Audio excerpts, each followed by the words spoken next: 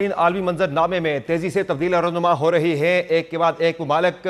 فلسطینی ریاست کو تسلیم کر رہے ہیں اور اس ماہ کے آخر تک 4P5 یعنی جو اقوام متحدہ سلامتی کونسل کے 5 مستقل ممالک ہیں ان میں سے 4 ممالک امریکہ کے علاوہ وہ تسلیم کر چکے ہوں گے۔ فلسطین کو اس کا امپیکٹ کیا آئے گا، فلسطین کو اس کا فائدہ کیا ہوگا، اور جو گلوبل پالیٹکس پہ باقی جو اہم ڈیولپمنٹس ہیں اس پر بات کریں گے۔ ہمیں جوائن کیا ہے سردار مسعود خان صاحب نے، پاکستان کے سابق مستقل مندوب ہیں اقوام متحدہ میں اور امریکہ میں پاکستان کے سابق سفیر رہ چکے ہیں۔ بہت شکریہ سردار صاحب، آپ نے جوائن کیا پروگرام میں۔ یہ بتائے گا کہ آج 3 اہم ممالک نے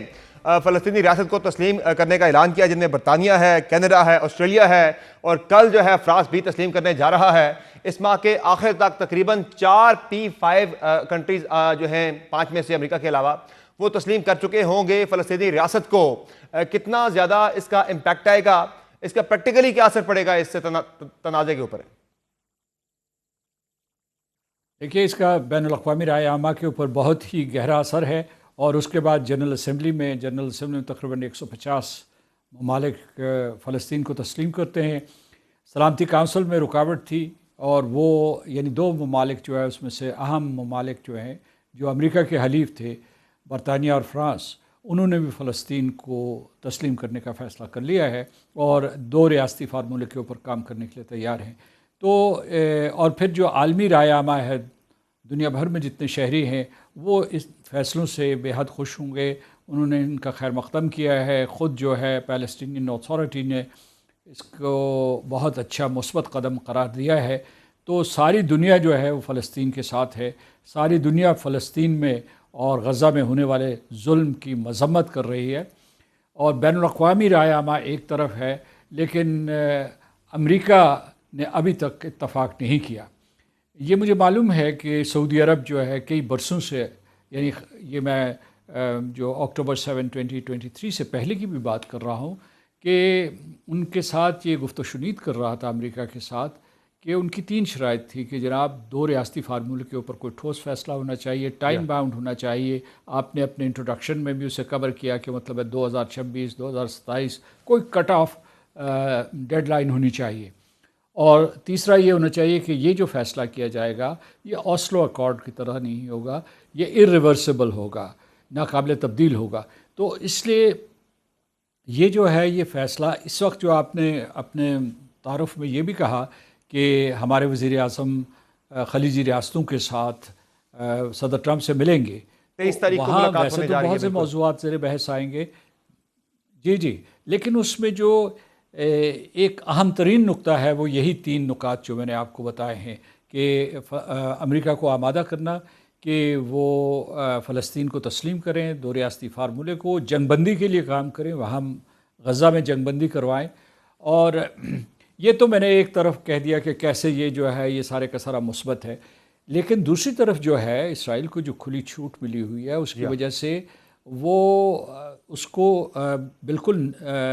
سیاسی نقشے سے یا سیاسی جو جغرافیہ ہوتا ہے، پولیٹیکل جغرافی جو ہوتا ہے علاقے کا، اس سے مٹا رہا ہے، بالکل ہی اسے اریز کر رہا ہے۔ مثال کے طور پر غزہ کے اوپر اس نے قبضے کی تیاری شروع کر دی ہے کہ وہاں جو ہے غیر قانونی بستیاں آباد کی جائیں گی۔ دعویٰ آیا بھی تھا اسرائیلی حکام کی جانب سے کہ 40% غزہ کے اوپر انہوں نے قبضہ کر لیا ہے۔ جی، انہوں نے قبضہ کر لیا، غزہ شہر پہ قبضہ کیا، ان کو دھکیل دیا ہے ادھر ساؤتھ کی طرف اور مصری علاقے کی طرف۔ اور یہ دوسرا نقبہ ہے، ایک نقبہ جو ہے 1948 میں ہوا تھا جس میں لاکھوں فلسطینیوں کو بے گھر کر دیا گیا تھا۔ اس مرتبہ دوبارہ یہ کوشش کی جا رہی ہے۔ اور دوسرا یہ بھی ہے کہ غزہ اور مغربی کنارہ یا جو آکوپائڈ پیلسٹینین ٹیریٹری ہے اس کے درمیان اسرائیل کی ساورن ٹیریٹری ہے۔ تو یہ ایک جو ہے ایک بڑے عرصے سے جو ہے یہ مطالبہ کیا جا رہا ہے کہ ایک ایسی ریاست بنائی جائے جو وائبل ریاست ہو، یعنی فریجائل ریاست نہ ہو، پاک مارکڈ نہ ہو، حصوں بخروں میں نہ بٹی ہوئی ہو، کیونکہ اس میں کانٹیگیوٹی بہت ضروری ہے کہ جو اس کی سرحدیں ہیں یا جو اس کی ٹیریٹری بنتی ہے وہ متصل ہو، کہ یہ مطلب ہے اس قسم کے ٹکڑوں میں نہ بٹی ہوئی ہو۔ سوال ہے وہ یہ ہے، اس میں جو ایک اہم سوال ہے کہ اس ریاست کا بننا ایک ظاہرہ بڑا چیلنج ہے کہ اسرائیل کسی صورت بھی پیچھے نہیں ہٹ رہا، الدو ایک کے بعد ایک بڑے جو اہم ترین ممالک ہیں وہ فلسطین کو تسلیم کر رہے ہیں۔ پھر دوسرا جو اہم معاملہ ہے وہ تمام ممالک کا بھی اس بات پر اصرار ہے کہ اگلا جو پولیٹیکل سیٹ اپ بنتا ہے، جو انتظامیہ بنتی ہے فلسطین کی، اس میں حماس کا کوئی بھی رول نہیں ہونا چاہیے۔ تیسری جو اہم بات ہے، ظاہر حماس بھی نکل جاتی ہے تو اس ساری ٹیریٹری کا جو ہے وہ کنٹرول کون سنبھالے گا، یعنی کہ وہاں پہ سیکیورٹی کون دے گا اتنے بڑے علاقے کی؟ تو یہ 3-4 بڑے اہم سوالات ہیں۔ تو یہ کس طرح سے آپ کو لگ رہا ہے یہ وائبل ہوگا اور یہ ہو پائے گا؟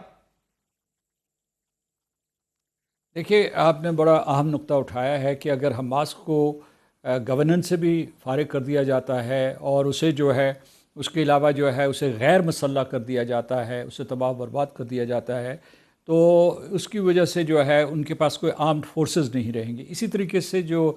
مقبوضہ علاقہ ہے اس میں بھی کوئی فوج نہیں ہے، جو پولیس ہے وہ ہے، اس کی تنخواہیں بھی شاید اسرائیل کی طرف سے آتی ہیں۔ انہوں نے کچھ اس طریقے کا معاشی ڈھانچہ بنایا ہوا ہے، اور معاشی اور مالی ڈھانچہ بنایا ہوا ہے۔ تو اس لیے یہ ہے کہ پورے کا پورا فلسطین اگر بنتا بھی ہے موجودہ حالات میں، یعنی امریکہ کی رضا رغبت کے بغیر یا اس کی رضا سے بھی، اور اس کا سیاسی نقشہ یہی ہے، تو پھر یہ ہے کہ وہ ایک ریاست نہیں ہوگی، وائبل ریاست نہیں ہوگی۔ دوسری چیز جو ہے، وزیر اعظم نتن یاہو علی الاعلان یہ کہہ رہے ہیں کہ وہ گریٹر اسرائیل کے لیے کام کر رہے ہیں، اور اس میں وہ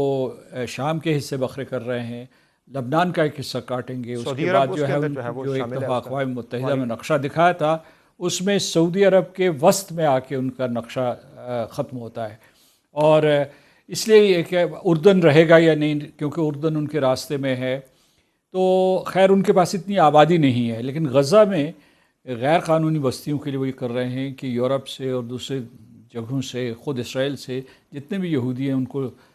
لا رہے ہیں، بڑی ہزاروں کی تعداد میں لا رہے ہیں، اور انہوں جا کے وہاں آباد کرنا چاہتے ہیں۔ تو اس لیے اس کے دو آپشن، ایک تو یہ ہے کہ انگریزی میں کہتے ہیں ٹو لٹل ٹو لیٹ، ایک یہ سیناریو ہو سکتا ہے، اور دوسرا ہو سکتا ہے کہ دیر آیت درست آیت۔ تو ہمیں امید کرنی چاہیے کہ دیر آیت درست آیت ہوگی۔ ہم جو ہے جو پالیسی قائد اعظم محمد علی جناح نے وضع کی تھی اس کو لے کر آگے بڑھیں، اور آج تک ہم اس قسم کے اوپر، اس وعدے کے اوپر قائم رہے ہیں، اور باقی ممالک نے، جس میں عرب ممالک بھی شامل ہیں، انہوں نے تو آنکھیں جھپکائی ہیں، سر جھکایا ہے، لیکن پاکستان ہمیشہ فلسطینیوں کے ساتھ کھڑا رہا ہے۔ اگر فلسطینی ریاست بنتی ہے تو پاکستان کے ایک موقف کی پذیرائی ہوگی۔ تو سردار صاحب یہ بتائیں کہ 23 ستمبر کو جو ملاقات، جس کا آپ نے حوالہ بھی دیا کہ مسلم ممالک کی قیادت کی ملاقات ہونے جا رہی ہے، اس میں شہباز شریف صاحب بھی اس ملاقات میں شریک ہوں گے، اردن ہے، امیر قطر ہیں، اور اردوان صاحب امیر قطر ہیں، شہباز شریف صاحب ہیں، یو اے ای کے وہاں پہ نمائندہ ہیں، سعودی جو ہیں فیصل بن فرحان صاحب بھی ہیں، مصر کے بھی وہاں پہ ریپرزینٹیٹو ہوں گے۔ تو اس ملاقات میں یہ بتائیے گا کہ کیا کوئی سگنیفیکنٹ آگے اس پہ پیش رفت ہو سکتی ہے؟ اگر ڈونلڈ ٹرمپ سے ملاقات کا جو ایجنڈا نمبر 1 ہوگا، سب سے جو موسٹ امپورٹنٹ چیز ہوگی، وہ یہی فلسطین کا مسئلہ ہوگا، جبکہ ڈونلڈ ٹرمپ کی آپ نے ماضی میں جو پوزیشن دیکھی ہے اسرائیل کے معاملے کو لے کر، غزہ کی صورتحال کو لے کر، وہ تو بالکل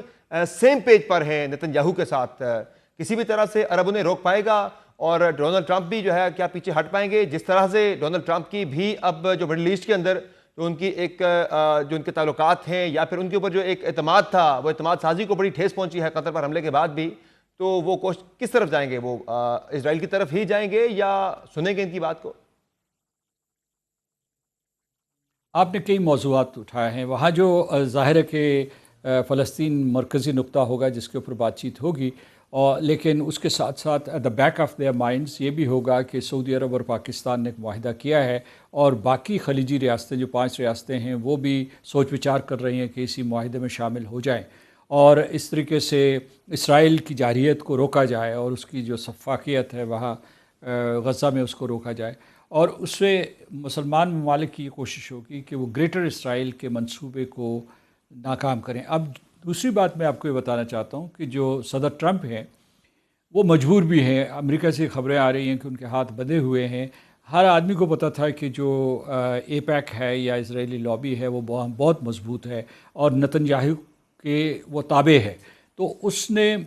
جو ہے تقریباً پوری کی پوری کانگریس کو، جس میں سینٹ اور ہاؤس آف ریپرزینٹیٹیوز، ایوان نمائندگان شامل ہے، اور ایڈمنسٹریشن، اس کو یرغمال بنایا ہوا ہے۔ تو اس وقت ان کے پاس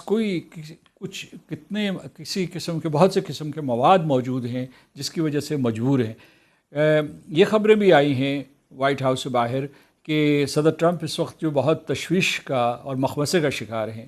اگرچہ ان کا بھی بنیادی رجحان وہی تھا جو نتنیاہو کا تھا، لیکن وہ چاہتے تھے کہ چونکہ دوسری جگہ وہ دعویٰ کرتے ہیں کہ دوسری جگہوں پہ وہ صلح صفائی کروا رہے ہیں، جن کا آپ نے تفصیل سے ذکر کیا، 7 جگہوں کا انہوں نے ذکر کیا، 7 خطوں کا انہوں نے ذکر کیا جہاں انہوں نے امن قائم کروایا بشمول ہندوستان اور پاکستان کے درمیان۔ وہ چاہتے تھے کہ یہ معاملہ گفت و شنید کے ذریعے حل ہو،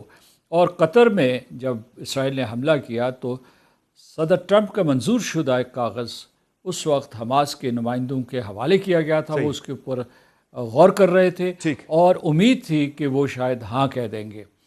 تو اس کو سبوتاژ کرنے کے لیے اسرائیل نے یہ انتہائی قدم اٹھایا۔ جی، تو مسعود خان صاحب یہ بتائیے گا کہ یہ تو بات ہو گئی اسرائیل کی صورتحال کی، ہم نے بات کی فلسطین کے مسئلہ کس طرف جا سکتا ہے۔